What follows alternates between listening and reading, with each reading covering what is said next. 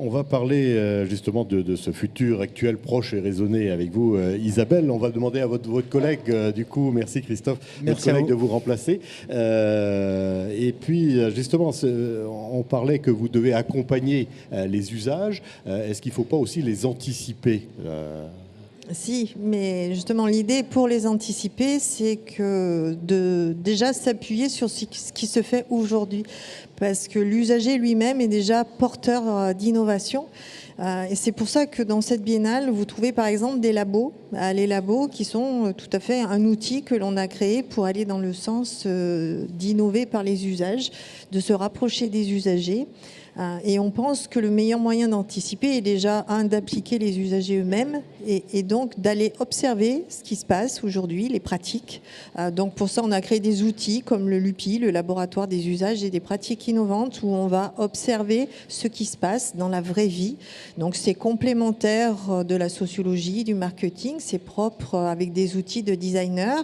Et là, justement, lors de la biennale, où on a 206 000 visiteurs qui sont passés en 2015, on s'est dit c'est l'occasion de pouvoir impliquer l'usager dans le processus de co-conception. Et c'est aussi, je pense, qui se fait notre spécificité à Saint-Étienne. Comme disait M. Carulac tout à l'heure, c'était d'impliquer le citoyen. C'est vraiment la biennale de tout le monde. Grâce à ces labos, on permet aux visiteurs de participer à cette co-création. Et les entreprises donc, sont là aujourd'hui et vont venir toute la biennale pour pouvoir partager avec les usagers leurs procédés, leurs concepts, leurs produits, afin de recueillir ce qu'on appelle l'expérience utilisateur. Et le temps d'un moment, l'usager peut apporter lui-même son expérience aux entreprises. Christian Varroquier, merci de nous avoir rejoints. Je rappelle que vous êtes donc... alors, vous allez vous présenter vous-même, parce que j'ai perdu sur ma feuille. Oui. Donc, vous êtes un responsable d'Orange, chef de projet donc, de recherche sur les nouvelles formes de travail et sur la sociologie des usages numériques. Vous avez 2 projets qui sont présentés ici. Est-ce que vous pouvez nous en dire 2 mots ? Tout à fait. Alors, dans le cadre de ces projets de recherche, effectivement, il y a 2 objets qui ont été designés par les chercheurs d'Orange afin de faire réagir le public, comme vient de le dire Madame, et qui permettent en fait de mieux rendre compte où se trouve le numérique. Parce que nous utilisons tous les jours des outils numériques, mais finalement, au-delà de l'écran, on ne sait pas trop ce qui se passe. Et Orange, qui est opérateur de toutes ces solutions finalement, aime bien aussi faire prendre conscience aux utilisateurs de leur vie avec ces objets numériques. Et donc nous avons 2 projets qui sont installés. Un qui s'appelle le TicBot, un petit robot en fait qui schématise le nombre de fois où vous ouvrez votre écran dans la journée. Alors que vous savez, à chaque fois que vous utilisez votre smartphone, vous êtes obligé de le faire marcher. Et donc le faire marcher puis le laisser s'éteindre, c'est une opération toute simple, mais vous n'avez pas conscience combien de fois dans la journée vous l'ouvrez, vous le fermez. Donc ce petit robot symbolise, schématise si finalement vous êtes quelqu'un d'un peu stressé, si vous avez des tics, si vous faites un peu toujours la même chose, et il s'agite pour vous montrer que vous êtes peut-être un peu agité aujourd'hui, ou au contraire, il est très calme pour indiquer que vous êtes plutôt dans une vie normale et tranquille. Alors, stress ne veut pas dire forcément négatif, ça peut être une très bonne nouvelle. Votre enfant vient de naître, vraisemblablement, vous allez accéder beaucoup plus souvent à votre écran, où vous avez entendu une autre bonne nouvelle. Donc ça peut être aussi des choses très positives. Donc ça, c'est le TicBot, le premier objet que nous présentons ici à cette biennale. Et le deuxième objet, c'est un projet qu'on appelle Screenographie, et qui est en fait une radiographie du voyage de votre doigt sur l'écran. Donc si vous imaginez que votre écran est un tas de sable, vous pouvez imaginer qu'à chaque fois que vous utilisez votre écran, vous faites un dessin. Eh bien, nous avons reproduit ces dessins d'une façon catégorisée afin de dire, voilà, si vous regardez lemonde.fr ou si vous regardez orange.fr, vous allez avoir un voyage sur votre écran qui est différent que si vous faites par exemple du chat ou de l'email. Donc ça, ce sont des projets qui permettent en fait à Orange de montrer au grand public ce qu'est le numérique sous une forme qui est beaucoup plus émotionnelle et qui permet donc au grand public de réagir. Isabelle Verriac, donc je suppose que des entreprises comme Orange, il y en a plein ici et qui vont présenter aussi des produits innovants comme ça. Oui, tout à fait. Donc, dans ce qu'on appelle les labos, aujourd'hui, il y a Michelin, EDF, Waze, Sigvaris. Et puis, la semaine prochaine, ce sera d'autres entreprises comme Enedis. Mais là, c'est toutes des grandes entreprises quand même que je vous cite. Donc, pour les plus petites, pour les startups, avec Saint-Étienne Métropole, il y a un concours qui a été organisé qui s'appelle Design Tech Booster. Et dès demain, il va y avoir des startups qui seront accompagnées et qui pourront tester leurs projets au sein de la préfabrique de l'innovation, juste à côté, avec aussi les visiteurs, donc sur des temps plus courts, mais pour montrer aussi notre souci de bien s'adresser à tout public, de la petite entreprise à la PME. On fait beaucoup de choses pour accompagner aussi les PME de notre territoire et bien sûr les grands groupes. Et tout ça en y associant les usagers, le public, les collectivités, les entreprises. Je dirais que plus on arrive à mixer les différents acteurs, entreprises, collectivités, usagers, chercheurs, designers, plus on a des chances d'être sur un projet transversal, collaboratif, participatif et d'arriver à un résultat intéressant pour notre vie de demain. Alors, ce qui est intéressant, c'est qu'effectivement, cette biennale du design ici, c'est pas Fornox, c'est-à-dire c'est pas un endroit où on ne pénètre avec des autorisations. La biennale irrigue toute la ville. J'ai envie de vous demander justement, la biennale est partout en ville et même dans la communauté de communes. Oui, c'est important que ce soit une fête pour l'ensemble des habitants de Saint-Étienne Métropole et que partout sur le territoire, on retrouve des expositions, des propositions, des objets urbains qui montrent qu'il y a une biennale et qu'il y a une dynamique pendant toute celle-ci sur l'ensemble du territoire. Alors il y a des expositions dans la plupart des communes de Saint-Étienne Métropole. Il y a des relais d'information aussi, bien évidemment. Il y a une exposition sur le site Le Corbusier à Firminy, un site qui a obtenu donc le label Patrimoine mondial de l'humanité UNESCO en juillet dernier et qui donc accueille une exposition et une performance.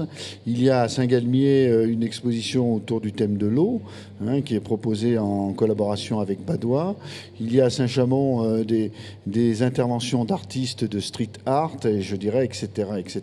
Et puis dans le cœur de Saint-Étienne, il y a rue de la République du Design, où là, c'est à la fois une réflexion et une série de propositions qui sont faites sur le thème du commerce.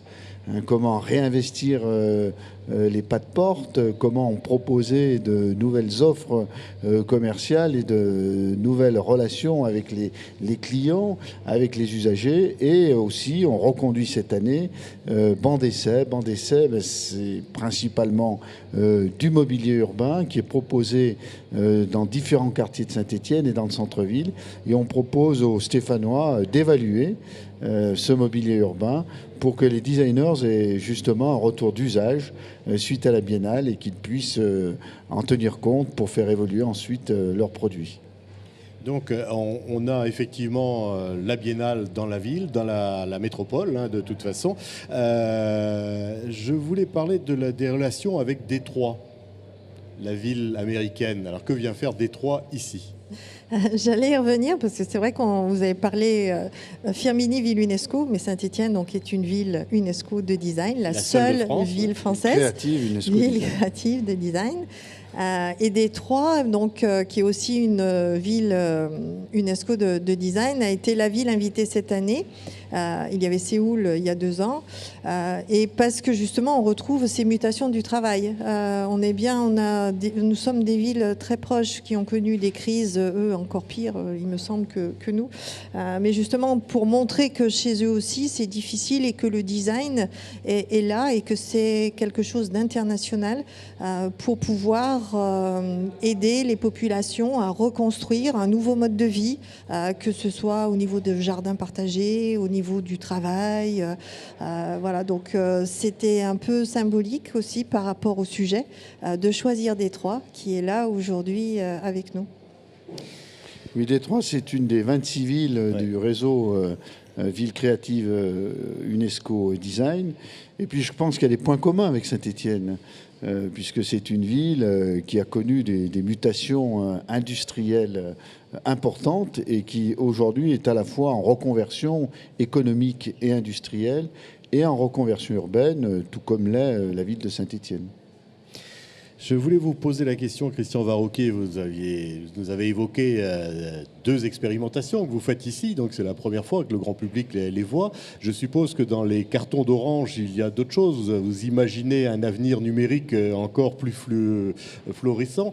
Est-ce que vous pouvez nous dévoiler un petit peu comment va être notre vie en 2030, etc. On va tous être branchés tout le temps. Comment que ça va être ? Écoutez, c'est une question à 10 000 $, comme on dit, ou à $1 million. Mais effectivement, nous sommes opérateurs de télécommunications et opérateurs du numérique maintenant depuis presque un siècle. Et donc, c'est vrai que nous accompagnons en fait toutes ces mutations dont on vient de parler, toutes les mutations, disons, que l'on vit aujourd'hui dans la société, ont comme souvent axe central l'évolution du numérique. Ce n'est pas la seule chose. La société évolue aussi indépendamment du numérique, en tout cas je l'espère.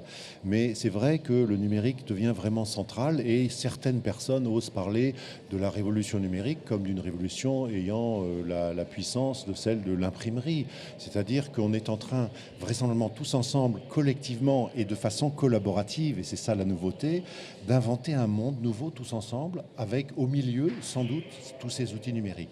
Donc bien sûr Orange travaille énormément sur toutes les parties réseaux, plateformes et services sur lesquels circulent énormément de données. Il est un peu difficile de dire comment les populations partout vont s'emparer de ces outils.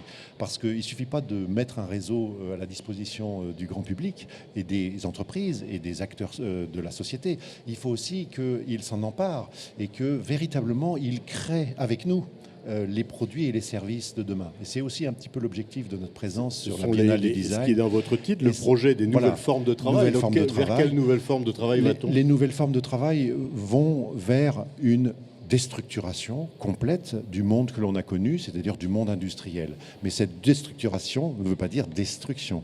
Elle veut bien dire transformation au sens de ce que vous faites vous-même dans votre journée. Vous voyez que la vie numérique rythme votre vie d'une façon très différente. Elle interrompt les choses et en même temps, elle les rend possibles. Eh bien, il en sera de même dans le monde du travail. Le travail tel qu'on l'a imaginé, tel qu'on l'a connu par le passé, est un travail qui va se faire de façon déstructurée, beaucoup plus longtemps dans la vie, avec des périodes, avec peut-être des employeurs multiples, des employeurs qui eux-mêmes ne seront plus des entreprises fermées en bloc, mais peut-être elles aussi multiformes, multi-types de contenus dans leur propre métier.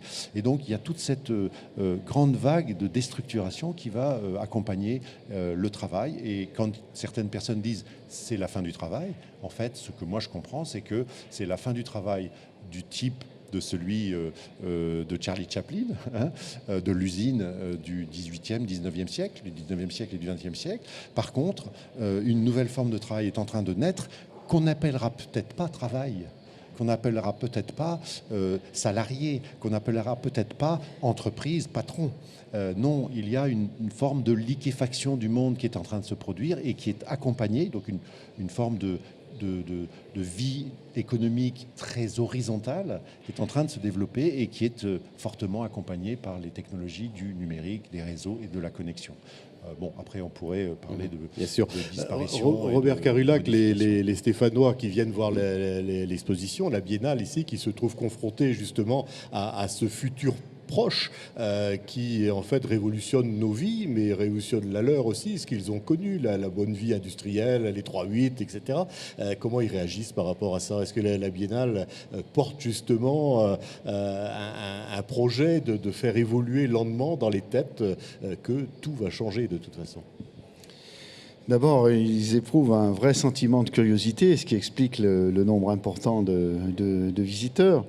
Ensuite, je crois qu'ils viennent découvrir aussi ce que sera le monde de demain et les améliorations qu'on peut en attendre dans notre vie quotidienne. Je crois qu'il faut une part d'utopie dans tout projet. Et qu'ici, dans la Cité du Design, on fait vivre, alors bien sûr au moment de la Biennale, mais je dirais par l'activité quotidienne qui s'y déroule aussi, on fait vivre cette utopie, je pense, d'un nouvel humanisme.